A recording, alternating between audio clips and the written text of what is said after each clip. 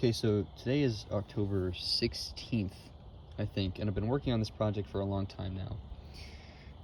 I was dividing some plants and doing some things that I couldn't do before winter because I had to be able to tell which plant was which.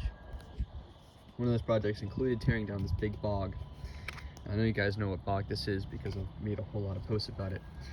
And within the bog, it had a whole lot of Venus flytraps.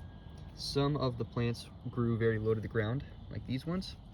And these are the plants that I've decided that I'm keeping in the bog because they work well with, the Sarracenia purpurea. So those will look good and those will fill up the rest of the space along here. And I removed the purpurea venosa and the other Venus flytraps in it. So I potted up the venosa right here. And it looks so good. Looks incredible. There's the other one right there, a much smaller plant. Here's the Drosera that was growing in the corner right there. But what I wanted to make a video on was the abnormally large growth on the other Venus flytraps in this pot.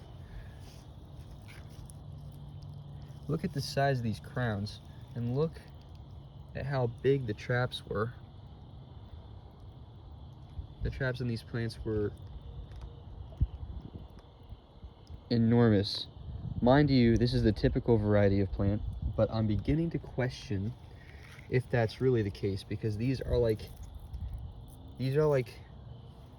bigger than the leaves on my plants when I had a King Henry or a DCXL.